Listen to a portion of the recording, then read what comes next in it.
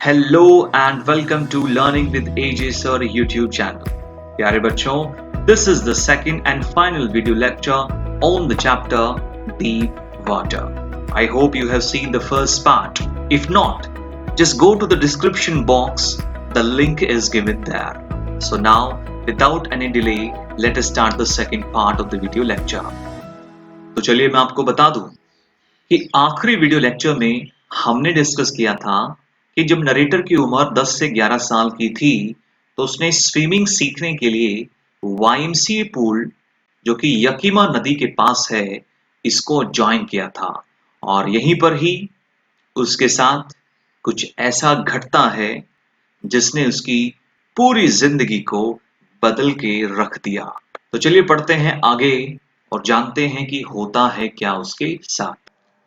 I went to the pool when no one else was there. मैं pool पर तब गया जब वहां पर कोई नहीं था। The place was quiet. वो जगह बहुत ही शांत थी। The water was still and the tile bottom was as white and clean as a bathtub. पानी ठहरा हुआ था और इस स्विमिंग पूल का जो टाइल्ड बॉटम है वो बाथटब की तरह ही बहुत ही सफेद और साफ था। I was timid about going in alone, so I sat on the side of the pool to wait for others. Pool के अंदर जाने को लेकर मैं बहुत ही ज्यादा टिमिड था। देखिए बच्चों, टिमिड का मतलब होता है लैकिंग कॉन्फिडेंस, यानी कि नरेटर को बिल्कुल भी कॉन्फिडेंस नहीं था अपने आप पे कि वो पूल में अकेला चला जाएगा जब यहाँ कोई नहीं है और स्विमिंग सीख पाएगा। सो इसी वजह से ही मैं पूल के साइड में बैठा दूसरों के आने का वेट करने लगा।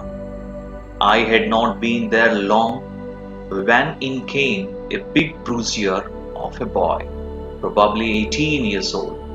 मुझे वहां पूल एरिया में आए हुए ज्यादा समय नहीं हुआ था कि एक बहुत ही बड़ा सा और ब्रूजियर का मतलब होता है वेरी स्ट्रांग, एक बहुत ही स्ट्रांग सा बॉय वहां पर आया, probably 18 years old, जिसकी उम्र शायद 18 साल रही होगी। He had thick hair on his chest. उसकी छाती के ऊपर घने बाल थे। He was a beautiful physical specimen with legs and arms that showed rippling muscles. वो लड़का सुंदर शरीर का बेहतरीन नमूना था। उसके हाथ और पैरों की जो मसल्स हैं वो रिपलिंग थी, यानी स्ट्रेच थी, यानी फूली हुई थी। He yelled, "Hi skinny, how would you like to be ducked?" Narrator को देख लड़का चिल्लाता है कि हाय स्किनी, क्या तुम्हें बतख बनाया जाना पसंद आएगा?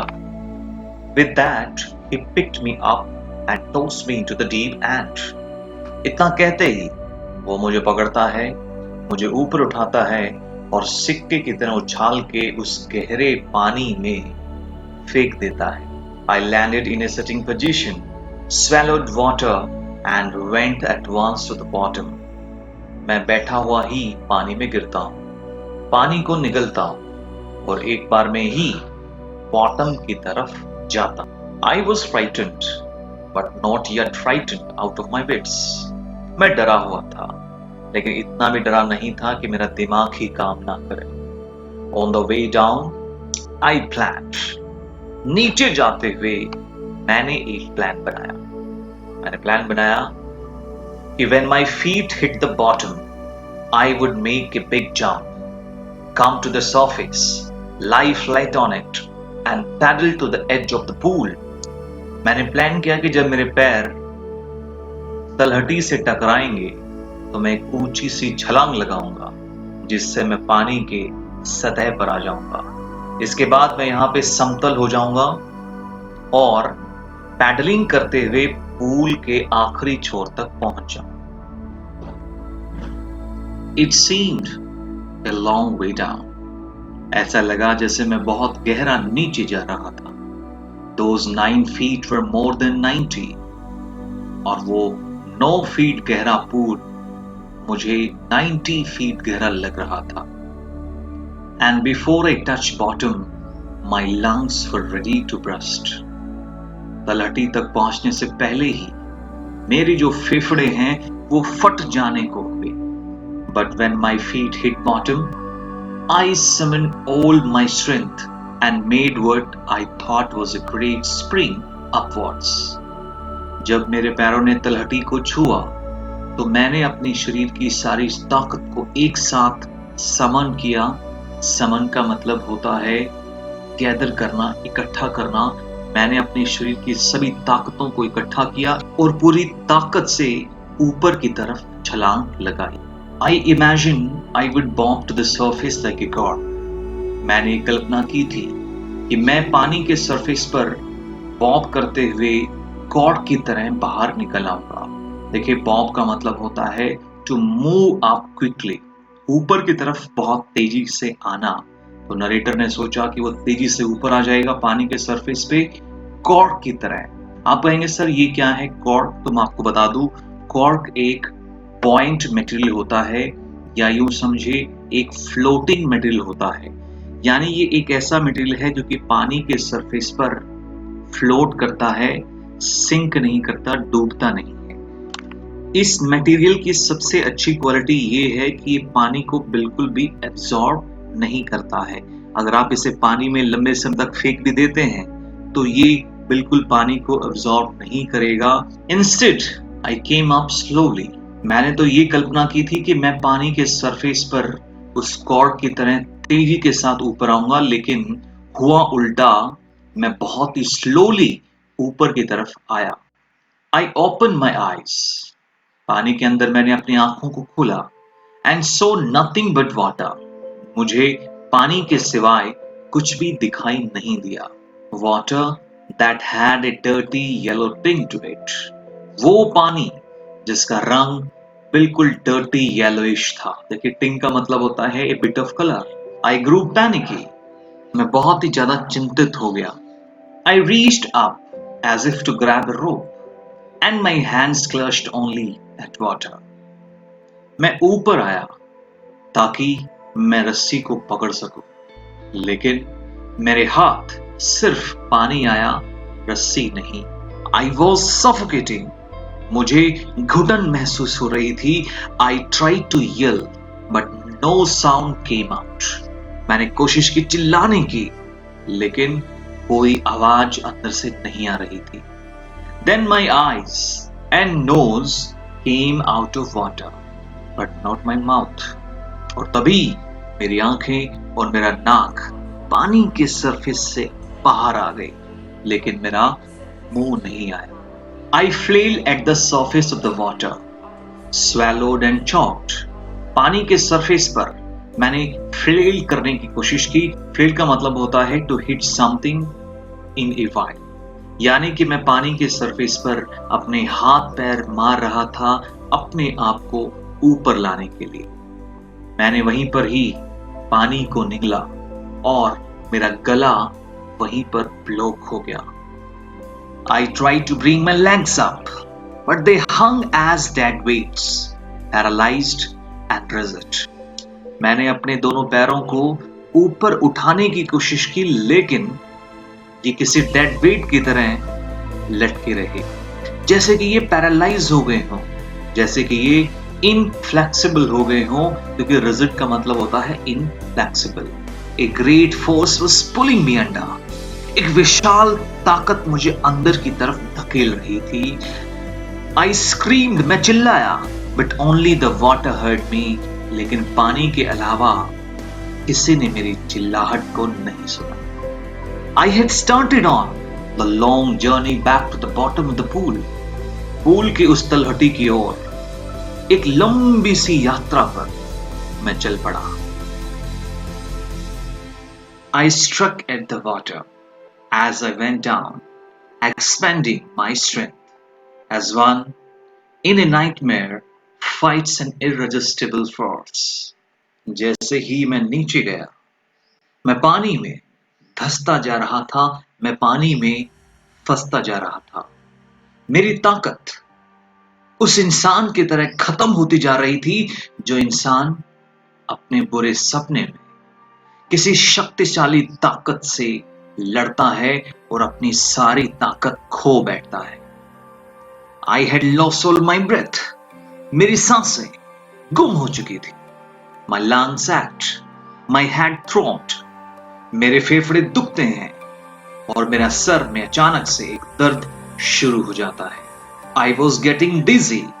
मैं मेंटली कंफ्यूज होता जा रहा था, but I remember the strategy. I would spring from the bottom of the pool and come like a cork to the surface. लेकिन मैंने याद किया उस मास्टर प्लान को कि मुझे उस पूल की तलहटी से एक छलांग लगानी है और कॉक की तरह पानी के सरफेस पर वापस आ जाना है। I would lie flat on the water, strike out with my arms and thresh with my legs. पानी के सरफेस पर मैं सीधा लेट जाऊंगा और अपने हाथ और पैर पानी में चलाना शुरू करूंगा। Then I would get to the edge of the pool and be safe. तब मैं पूल के किनारे पे पहुंचूंगा और सुरक्षित हो जाऊंगा। I went down, down, endlessly. मैं नीचे गया और नीचे गया, इतना नीचे कि शायद अंत नहीं आ रहा। I opened my eyes. मैंने मेरी आंखें खोली। Nothing but water with a yellow glow. Dark water that one could not see through. पीली रोशनी वाले पानी के सिवाय कुछ भी नहीं था। वो काला पानी जिसमें से कोई भी इंसान कुछ भी नहीं देख सकता। And then sheer stark terror seized me. Terror that knows no understanding. Terror that knows no control. Terror that no one can understand who has not experienced it. और तब एक कंप्लीट और एक बहुत ही स्ट्रॉन्ग डर ने मुझे जकड़ लिया। एक ऐसा डर जो कोई समझ नहीं रखता, एक ऐसा डर जिसको किसी नियंत्रण का नहीं पता, एक ऐसा डर जिसको वो इंसान नहीं समझ सकता जिस इंसान ने कभी इसको नहीं जिया। I was shrieking underwater. पानी के नीचे मैं चिल्ला रहा था। I was paralyzed underwater, stiff, rigid with fear. पानी के नीचे उस डर की वजह से मैं पैरालाइज हो गया। मैं स्टिफ यानी पेनफुल हो गया, मैं रिजिड यानी कि अकड़ गया। Even the screams in my throat were frozen. यहां तक कि मेरी चीखें भी मेरे गले में जम चुकी थी। Only my heart and the pounding in my head said that I was still alive. ये मेरा दिल था और मेरा धड़कता हुआ दिमाग जो बता रहा था कि मैं अभी भी जिंदा था। And then the mist of the terror came, a touch of reason. और तब डर के बीच एक ख्याल आता है। I must remember to jump when I hit the bottom. मुझे याद रखना चाहिए जब मैं उस तलहटी से टकराता हूं तो मुझे एक छलांग लगानी है। At last, I felt the tiles under me. और आखिरी में मैंने मेरे नीचे उन टाइल्स को फील किया। My toes reached out as if to grab them. मेरे पैरों की उंगलियां इस फर्श की तरफ ऐसे बढ़ती हैं जैसे वो उनको पकड़ लेना चाहती है। I jumped with everything I had. मेरे पास जो भी था मैंने उसी से ही एक छलांग लगाई। But the jump made no difference. लेकिन इस छलांग से कुछ अलग नहीं हुआ। The water was still around me. मैं अभी भी पानी से घिरा हुआ था। I looked for ropes, ladders, water wings. मैं रस्सियों, सीढ़ियों और water wings को ढूंढ रहा था। Nothing. but water. पानी और कुछ भी नहीं. A mass of yellow water held me. उस पीले पानी ने मुझे पकड़ लिया था. Stark terror took an even deeper hold on me, like a great charge of electricity. बिजली के उस तेज झटके की तरह इस ताकतवर डर ने मुझे अंदर से पकड़ लिया. I shook and trembled with fright. डर के मारे मैं हिल गया, मैं कपकपा गया. My arms would not move. मेरे हाथों ने काम करना बंद कर दिया. My legs would not move. मेरे पैरों ने भी काम करना बंद कर दिया. I tried to call for help. I called for mother. Nothing happened. मैंने मदद मांगने के लिए कोशिश की, मैंने मां को बुलाए जाने के लिए कोशिश की, लेकिन कुछ भी नहीं हुआ. And then, strangely, there was light. और तभी अजीब तरीके से वहां रोशनी आती है. I was coming out of that awful yellow water. मैं उस भद्दे पीले पानी से बाहर आ रहा था. At least my eyes were. कम से कम मेरी आंखें तो आ रही थी. My nose was almost out too. मेरा नाक भी लगभग पानी से बाहर आ रहा था. Then I started down a third time. और तब मैं तीसरी बार नीचे जाने लगा. I sucked for air and got water. मैंने हवा में सांस भरी और पानी पिया. The yellowish light was going out. वो पीली रोशनी मुझसे दूर जा रही थी. Then all effort ceased. तभी सारी कोशिशें रुक गई. I relaxed. मैं बिल्कुल शांत हो गया. Even my legs felt limp. यहां तक कि मेरे पैर वे बिल्कुल थका हुआ महसूस कर रहे थे. And a blackness swept over my brain. और तभी मेरे दिमाग में कालापन छा गया. It wiped out fear. इसने उस डर को मिटा दिया. It wiped out terror. इसने उस आतंक को मिटा दिया. There was no more panic. अब डरने की, टेंशन लेने की कोई जरूरत नहीं. It was quiet, peaceful.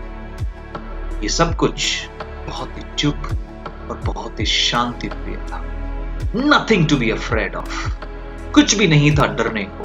This is nice. ये बहुत अच्छा है. To be drowsy.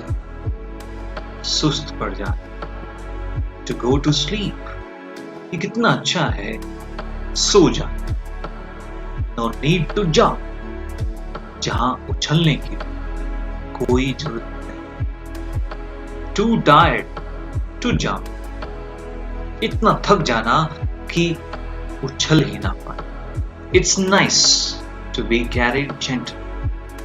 अच्छे तरीके से उठाया जाना भी बहुत अच्छा है. To float along in space. अंतरिक्ष में तैरना भी बहुत अच्छा है.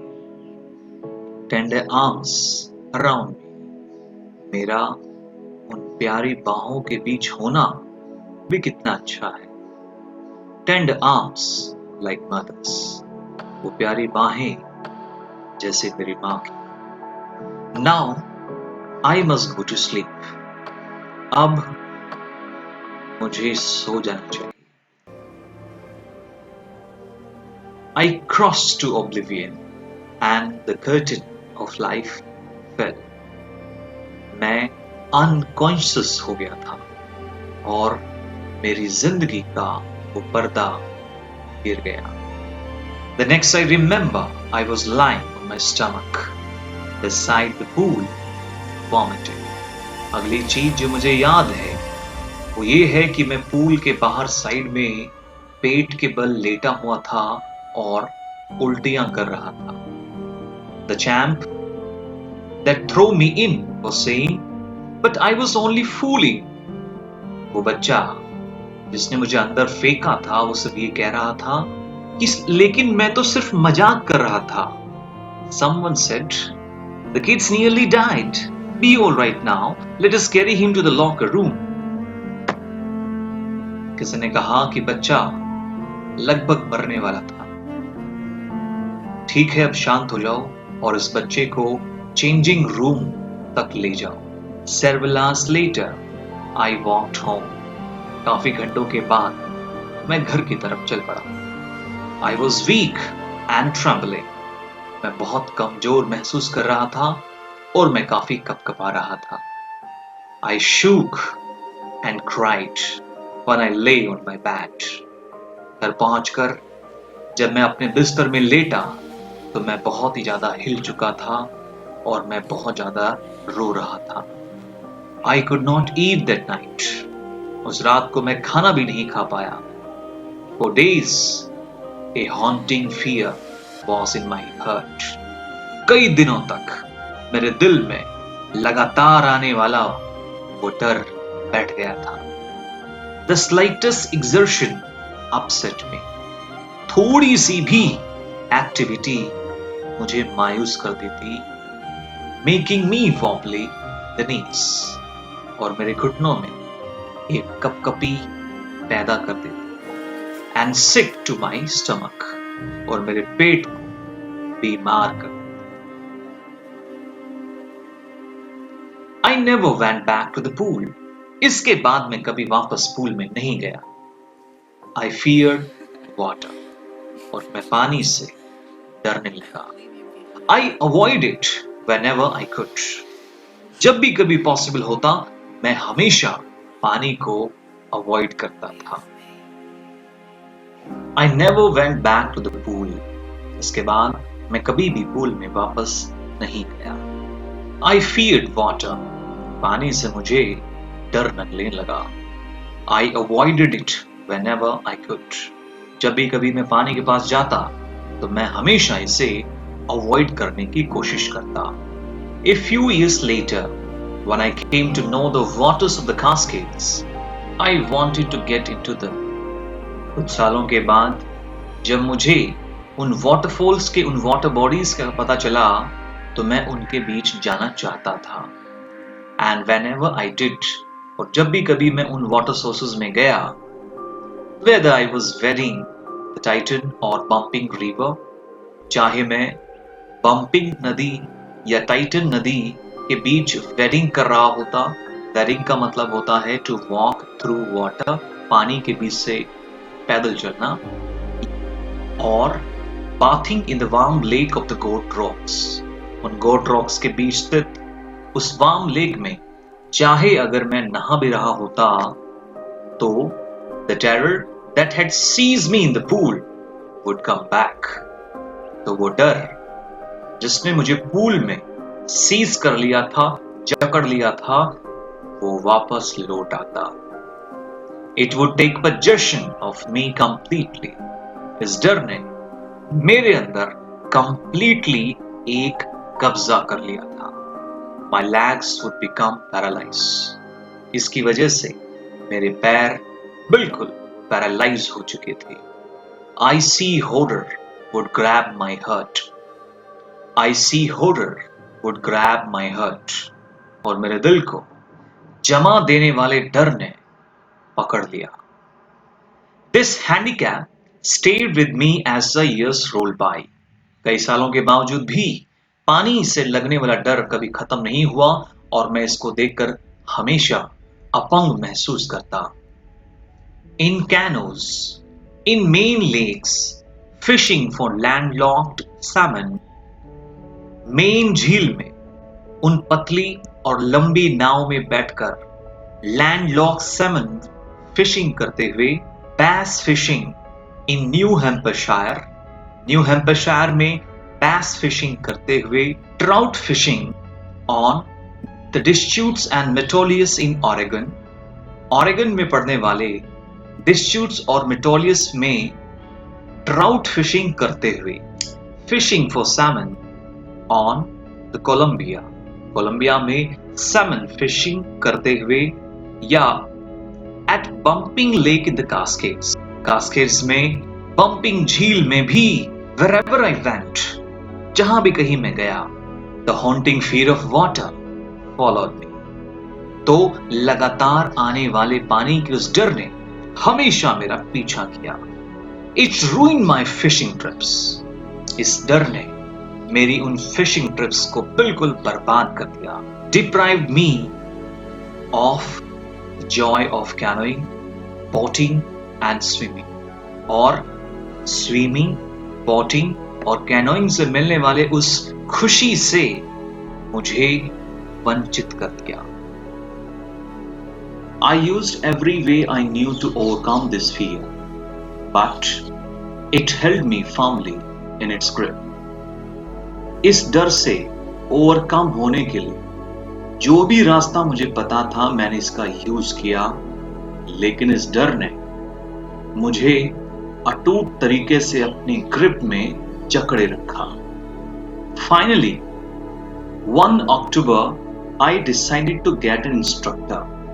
और आखिरी में 1 अक्टूबर को मैंने ये फैसला किया कि मुझे स्विमिंग सीखने के लिए एक इंस्ट्रक्टर को हायर कर लेना चाहिए एंड लर्न टू स्विम। और इस इंस्ट्रक्टर की हेल्प से मुझे स्विमिंग सीखनी चाहिए। I went to a pool. मैं पूल पे गया and practise 5 days a week. और मैंने वीक में 5 दिन तक स्विमिंग सीखनी शुरू कर दी। एन आवर ईच डे, हर दिन 1 घंटा। तो यानी कि मेरा रूटीन था कि 5 दिन वीक में हर दिन 1 घंटा मैं प्रैक्टिस करता था उस इंस्ट्रक्टर के साथ मिलकर। The instructor put a belt around me. Instructor ने मेरे चारों तरफ एक बेल्ट बांध दी। A rope attached to the belt went through a pulley that ran on overhead cable. एक रस्सी जो कि बेल्ट से अटैच थी एक पुली के बीच से गुजरती थी, और ये पुले जो कि सर से ऊपर उन केबल्स के थ्रू काम करता था। आप देख सकते हैं इस फोटो में, ये स्विमिंग सिखाने का एक तरीका है। He held on to the end of the rope. Instructor ने उस रस्सी का वो आखिरी हिस्सा पकड़ लिया। And we went back and forth. और हम उस पूल में आगे और पीछे जा रहे थे, back and forth across the pool, hour after hour, कई घंटों तक, डे आफ्टर डे, कई दिनों तक, एंड वीक आफ्टर वीक, कई सप्ताह तक। इस फोटो में आप देख सकते हैं कि किस तरीके से पुले काम करती है। ये आपको दिख रही होगी, दिस इज पुले। और ये रस्सी देखिए इस बेल्ट से अटैच है, आपको दिख रही होगी ये बेल्ट। इस बेल्ट से ये रोप अटैच है, ये जाती है ओवरहेड केबल, और इसके बाद ये वापस नीचे आ रही है और यहाँ से इसका दूसरा हिस्सा ये है। तो ये वो एंड है जो कि इंस्ट्रक्टर ने पकड़ा हुआ था, और ये वो एंड है जिसपे नरेटर बंधा हुआ है। नरेटर अगर डूबने लगता है तो इंस्ट्रक्टर यहां से इस रस्सी को खींच लेता है, जिससे वो ऊपर आ जाता है। On each trip across the pool a bit of the panic seized me. Pool में हर एक यात्रा के दौरान थोड़ी बहुत स्ट्रेस मुझे जकड़ लेती थी। Each time the instructor relaxed his hold on the rope and I went under, some of the old terror returned and my legs froze. हर बार जब इंस्ट्रक्टर अपनी पकड़ उस रस्सी पर ढीली करता और मैं पानी के अंदर जाता, तो हर बार वो पुराना डर लौट आता और उससे मेरे पैर बिल्कुल काम करना बंद कर देते, वो बर्फ की तरह जम जाते। It was 3 months before the tension began to slack. ये करीब 3 महीने लगे तब जाके मेरी टेंशन स्लैक होना शुरू हुई। स्लैक का मतलब है कमजोर पड़ना शुरू हुई। Then he taught me to put my face under the water and exhale, and to raise my nose and inhale. इसके बाद इंस्ट्रक्टर ने मुझे सिखाया कि कैसे मैं अपना मुंह पानी में रख सकता हूँ और कैसे मैं अपनी सांसें बाहर निकाल सकता हूँ। उसके बाद उसने मुझे ये भी सिखाया कि कैसे मैं अपना नाक ऊपर निकाल सकता हूँ और कैसे सांस ले सकता हूँ। I repeated the exercise hundreds of times. ये सेम एक्सरसाइज मैंने कई सौ बार की. Bit by bit, I shed part of the panic that seized me when my head went underwater.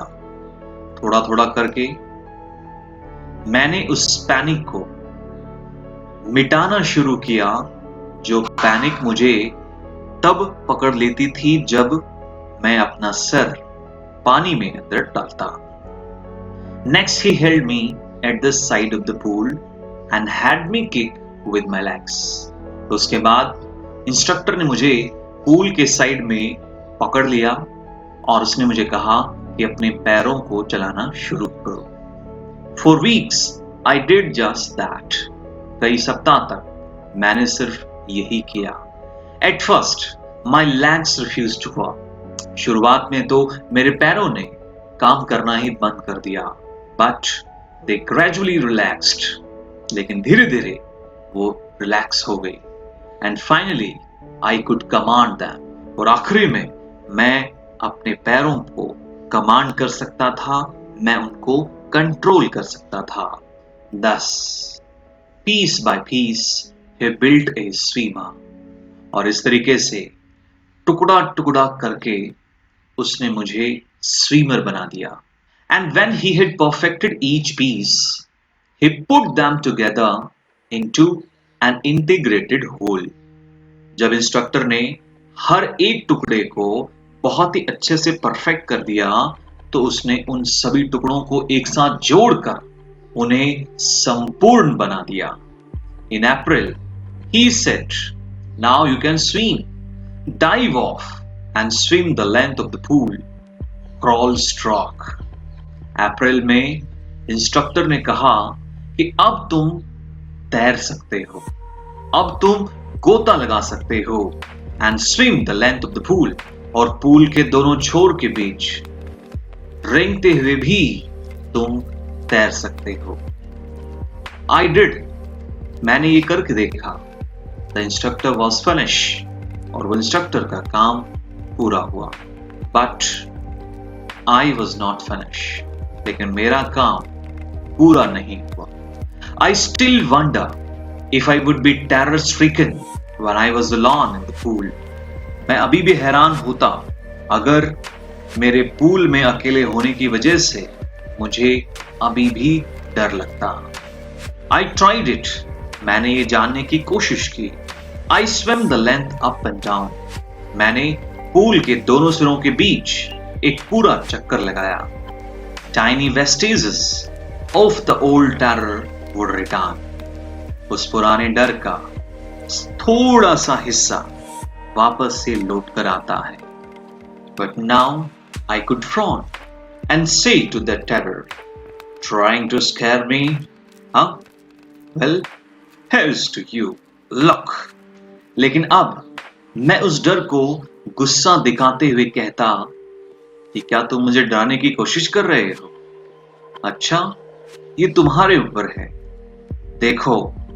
और ये कहकर off I would go for another length of the pool. और ये कहकर मैं उस डर के सामने उस पूल का एक और चक्कर लगाना शुरू कर देता. This went on until July. जुलाई के महीने तक यही चलता रहा. But I was still not satisfied. लेकिन मैं अभी भी संतुष्ट नहीं था. I was not sure that all the terror had left. मैं अभी भी पूरी तरीके से संतुष्ट नहीं था कि वो सारा डर हमेशा के लिए चला गया. So I went to Lake Wentworth. In New Hampshire, dived off a dock at Triggs Island and swam 2 miles across the lake to Stamp Act Island.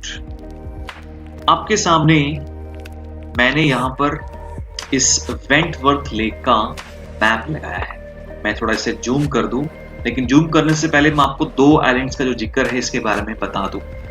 सबसे पहले नरेटर बताता है कि वो न्यू हैम्पशायर में लेक वेंटवर्थ पर जाता है और वहां जाने के बाद जो ट्रिक्स आइलैंड है, ये जो छोटा सा आइलैंड आपको दिख रहा है, दिस इज ट्रिक्स आइलैंड। यहां से वो डाइव शुरू करता है, तैरना शुरू करता है और 2 मील तक तैरकर पहुंच जाता है स्टैम्प एक्ट आइलैंड पर। ये जो आपको दिख रहा है, ये है स्टैम्प एक्ट आइलैंड। मैं थोड़ा सा जूम करके आपको दिखाता हूं। हमने अभी कहा कि ट्रिक्स आइलैंड से शुरू करता है तैरना, दिस इज ट्रिक्स आइलैंड, और यहां से 2 मील तैरने के बाद पहुंच जाता है इस स्टैम्प एक्ट आइलैंड पर। आई swum the crawl, breast stroke, side stroke and back stroke. मैं तैरता हूं हर तरीके से, रेंगते हुए, छाती के बल, साइड के बल और पीठ के बल। Only once did the terror return. सिर्फ एक बार वो डर लौट कर आता है। When I was in the middle of the lake, जब मैं उस झील के ठीक बीच में था, I put my face under and saw nothing but bottomless water. तो मैंने अपना मुंह पानी में डाला, जिससे मुझे उस अंतविहीन पानी के अलावा कुछ भी नहीं दिखा। The old sensation returning A miniature. Miniature का मतलब होता है बहुत ही थोड़ा। वो पुराना एहसास थोड़ा सा वापस लौट आया। आई लाफ्ड, लेकिन मैं इस बार हंसता, and said, well Mister Terror, what do you think you can do to me? मैं हंसता और उस डर से कहता हूं कि अच्छा मिस्टर टेरर, तुम्हें क्या लगता है कि तुम क्या कर सकते हो मेरे साथ? It fled and I swam on. इतना कहते ही वो डर वहां से गायब हो जाता है और मैं तैरना जारी रखता हूं। Yet I had residual doubts.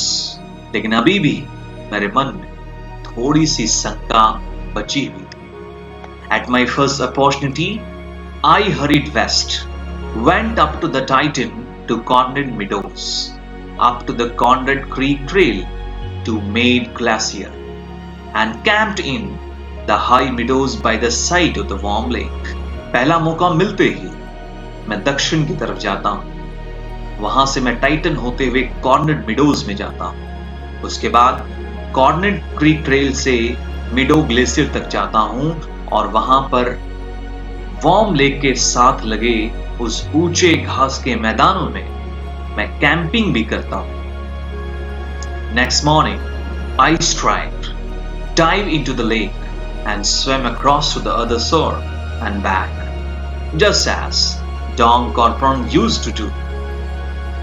अगली सुबह मैं उस वार्म लेक में छलांग लगाता हूं और दूसरे किनारे तक तैरता हुआ चला जाता हूं और वहां से फिर मैं वापस भी आता हूं। ठीक वैसे जैसे एक फेमस अमेरिकन स्विमर डॉन कॉर्पोरॉन किया करते थे।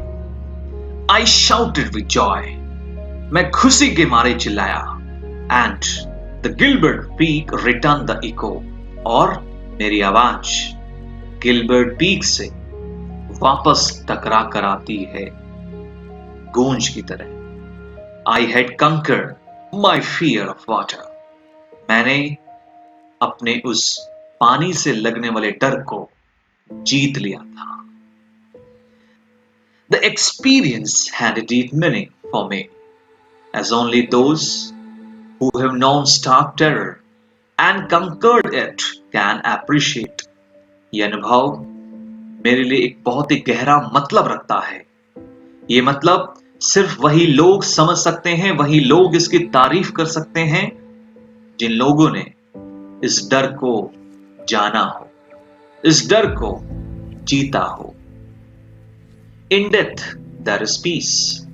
There is terror only in the fear of death. मौत में सिर्फ शांति होती है, लेकिन डर होता है तो सिर्फ मौत के डर में ही। As Roosevelt knew when he said, All we have to fear is fear itself. और American president Franklin D Roosevelt ने भी कहा था कि हमें सिर्फ डर से ही डरना चाहिए, because I had experienced both the sensation of dying and the terror that the fear of it can produce. The will to live somehow grew in intensity. To grow in intensity.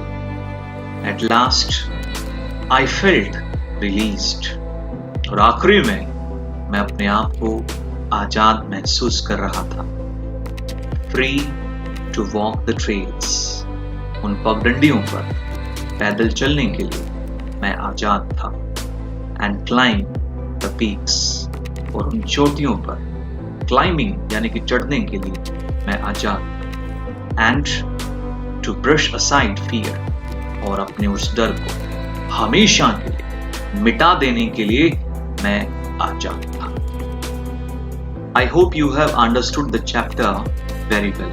अब आखिरी में इस chapter के इस message को हमारे साथ, आपके साथ जोड़कर कुछ सीखने की कोशिश करते हैं. तो मान लीजिए एक बच्चा है. इस बच्चे को किसी पर्टिकुलर सब्जेक्ट में प्रॉब्लम है, जिस वजह से वो इस सब्जेक्ट में कुछ भी अच्छा नहीं कर पा रहा, उसे कुछ भी इसमें समझ नहीं आ रहा. इसे होता ये है कि ये सब्जेक्ट उस बच्चे के लिए एक डर की तरह काम करता है. अब इस डर के साथ इस बच्चे के पास दो ऑप्शन मौजूद हैं. पहला ऑप्शन है कि अगर वो इस डर को ब्रश असाइड ना करे, यानी अगर इस डर को वो नहीं मिटाए तो क्या होगा उसके साथ. सबसे पहले वो डिसअपॉइंट हो जाएगा इस डर की वजह से. इसके बाद उसे रिमोर्स फील होगा, यानी उसे गिल्टी फील होगी, यानी उसे पश्चाताप फील होगा. हमेशा वो इस डर को अवॉइड करने की कोशिश करेगा और ये डर एक दिन उसकी कमजोरी बन जाएगा और इसका अल्टीमेट नतीजा ये होगा कि वो फेल हो जाएगा. सिर्फ एग्जाम में नहीं, लाइफ में भी वो कहीं ना कहीं फेल हो जाएगा. लेकिन अगर ये बच्चा उस डर को प्रेस असाइड करना चाहता है, यानी उसे मिटा देना चाहता है, तो वो उसे कैसे करेगा. सबसे पहले उसे इस डर को फेस करना होगा, ना कि अवॉइड करना. देखने में आता है कि कमजोर सब्जेक्ट्स पे बच्चे सबसे कम ध्यान देते हैं, जबकि जरूरत तो ये है कि जो सब्जेक्ट आपको समझ में नहीं आ रहा, जो आपका डर है, आप इसे अवॉइड ना करें, इसे सबसे ज्यादा टाइम दें. दूसरी बात, आप हमेशा फोकस रहें और मन में ये सोच बनाए रखें कि आपको हर हाल में इस डर से आजाद होना है. तीसरा है प्रैक्टिस. हमेशा इस सब्जेक्ट की प्रैक्टिस करनी चाहिए, क्योंकि आप सबको पता है practice makes a man perfect. और उसके बाद हमारी वो कहावत कि slow and steady wins the game. अगर आप स्लोली लेकिन लगातार प्रैक्टिस करते रहते हैं तो आप उस गेम को जीत जाते हैं, यानी इस डर से आजाद हो जाते हैं. तो चलिए बच्चों, सब लोग मिलकर अपने इस डर से अपने आप को आजाद करें. आई होप आपको ये लेसन समझ में आया होगा, आपको ये वीडियो भी पसंद आई होगी. अगर सच में ये वीडियो आपको पसंद आई है तो आप इस चैनल को सब्सक्राइब कर सकते हैं, इस वीडियो को लाइक कर सकते हैं और अपने फ्रेंड्स के साथ इसे शेयर कर सकते हैं. मिलते हैं हम बहुत जल्दी नेक्स्ट लेक्चर के साथ. तब तक goodbye and have a nice day.